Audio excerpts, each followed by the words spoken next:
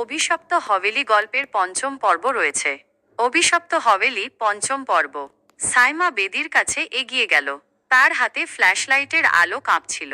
সে diary খুলে বেদির প্রতীকের সাথে মিলিয়ে দেখল। হ্যারিংটনের আঁকা স্কেচের সাথে হুবহু মিল। কিন্তু এই প্রতীকগুলোর অর্থ কি? কিভাবে এগুলো আত্মাদের মুক্তির পথ দেখাবে?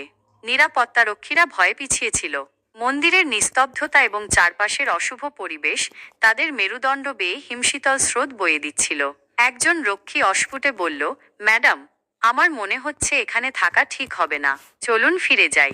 সাইমা তাদের দিকে তাকাল। তার মুখে দৃঢ়তা। আমরা এতদূর এসে ফিরে যেতে পারি না। হ্যারিংটন হয়তো ভয় পেয়েছিল, কিন্তু আমি পিছিয়ে যাব না। আমাদের এই অভিশাপ চিরতরে শেষ করতে হবে। সে ডায়েরির পাতা উল্টাতে লাগলো। শেষ কয়েকটি পাতা জুড়ে কেবল প্রতীক আর অদ্ভুত কিছু চিত্র আঁকা। হ্যারিংটন সম্ভবত এই মন্দিরেই এসে বুঝেছিল যে তার পক্ষে আত্মাদের মুক্তি দেওয়া সম্ভব না। রহস্যময় সিন্দুকটি তৈরি করে তাবিজ আর রত্নগুলো তাতে লুকিয়ে রেখেছিল। সাইমার হাতে থাকা কাঠের বাক্সটি এখন একমাত্র ভরসা। সে বাক্সটি বের করল। ভাঙা তাবিজ আর মূল্যবান রত্নগুলো তাতে ঝলমল করছিল। হ্যারিংটনের ডায়েরিতে আঁকা প্রতীকের সাথে এই রত্নগুলোর কিছু সাদৃশ্য খুঁজে পেল সাইমা। হ্যারিংটন নিশ্চয়ই কোনোভাবে এই রত্নগুলো ব্যবহার করে আত্মাদের মুক্তি দিতে চেয়েছিল। সাইমা সতর্কভাবে রত্নগুলো বের করে বেদির ওপর রাখা শুরু করল। ডায়েরির স্কেচ অনুযায়ী সে নির্দিষ্ট স্থানে প্রতিটি রত্ন রাখল। শেষ রত্নটি রাখার সাথে সাথেই মন্দিরের ভেতরটা এক অদ্ভুত আলোয় ঝলমল করে উঠল। বেদি থেকে এক তীব্র নীল আলোকরশ্মি উপরের দিকে উঠে গেল, আর সেই আলোর মধ্যে দিয়ে অস্পষ্ট কিছু অবয়ব ভাসতে দেখা গেল।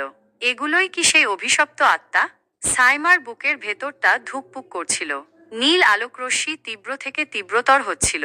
মন্দিরের জীর্ণ দেওয়ালগুলো কাঁপতে শুরু করল, যেন কোনো অশুভ শক্তি মুক্তি চাইছে। নিরাপত্তা রক্ষীরা ভয়ে চোখ বন্ধ করে ফেলল। আলোর তীব্রতা যখন চরমে পৌঁছাল, তখন একটি পরিচিত কণ্ঠস্বর শোনা গেল। অবশেষে মুক্তি! এটা হ্যারিংটনের কণ্ঠস্বর। সাইমা অবাক হয়ে গেল। সে কি এতক্ষণ তাদের সাথে ছিল? নীল আলো ধীরে ধীরে ফিকে হয়ে এল, আর সেই সাথে অবয়বগুলো মিলিয়ে গেল। মন্দিরের নিস্তব্ধতা আবার ফিরে এল, কিন্তু এবার তা আর অশুভ বা ভীতিকর নয়, বরং এক গভীর শান্তির নিস্তব্ধতা। সাইমা অনুভব করল তার কাঁধ থেকে যেন এক বিশাল বোঝা নেমে গেছে। অভিশপ্ত হভেলির অভিশাপ অবশেষে দূর হয়েছে। হ্যারিংটনের আত্মা এবং অন্য আত্মারা মুক্তি পেয়েছে। সে নিরাপত্তা রক্ষীদের দিকে তাকাল। তারা এখনো হতবাক হয়ে দাঁড়িয়েছিল। সব ঠিক আছে, সাইমা মৃদু হেসে বলল। অভিশাপ দূর হয়ে গেছে। তারা মন্দিরের বাইরে বেরিয়ে এল। ভোরের আলো ফুটতে শুরু করেছে। রাতের রহস্যময় কলকাতা এখন শান্ত ও স্নিগ্ধ দেখাচ্ছে। সাইমার হাতে আর হ্যারিংটনের ডায়েরি বা রহস্যময় কাঠের বাক্স নেই। সে সেগুলো মন্দিরে রেখে এসেছে, যেখানে তাদের থাকা উচিত ছিল।